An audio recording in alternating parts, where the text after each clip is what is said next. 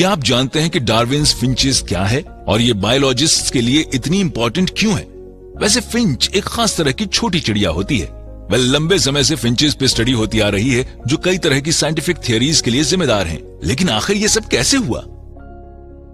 दिसंबर 1831 में Charles Darwin ने south America के सर्वे के लिए बीगल नाम के एक जहाज से अपनी समुद्री यात्रा शुरू की।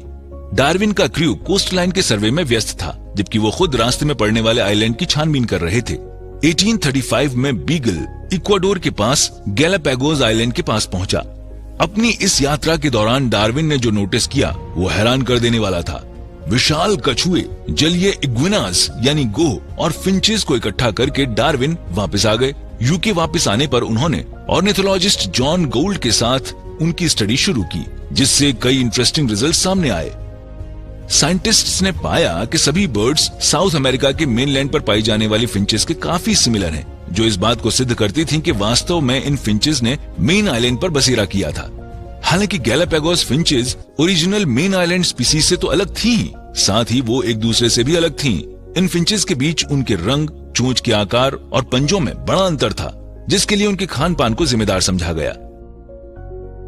कुछ चिड़ियों की चोंच लंबी और पतली थी, जबकि उनके पंजे नुकीले थे, जो उन्हें कीड़े पकड़ने और खाने में उनकी मदद करते थे। जबकि दूसरी चिड़ियों की चोंच बड़ी और मजबूत होती थी, जो नट्स यानी बादाम वगैरह तोड़ने में उनकी मदद करती थी।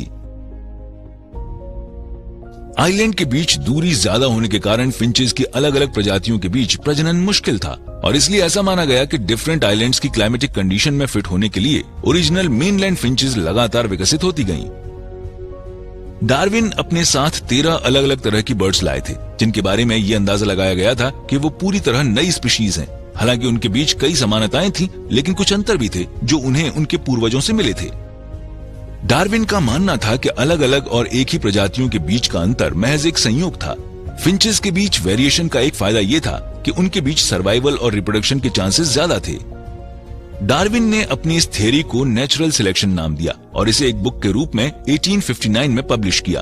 अर्थ की बायोडायवर्सिटी का ओरिजिन और इवोल्यूशन काफी हद तक डार्विन की नेचुरल सिलेक्शन की थ्योरी से एक्सप्लेन किया जा सकता है। तो इस वीडियो में आपने जाना कि कैसे गैलापागोस आइलैंड्स की फिंचेस डार्विन की रिवॉल्यूशनरी थ्योरी नेचुरल सिलेक्शन के लिए जिम्मेदार हैं। क्या इन बर्ड्स का इवोल्यूशन अभी भी हो रहा है? इस बारे में आपका क्या कहना है?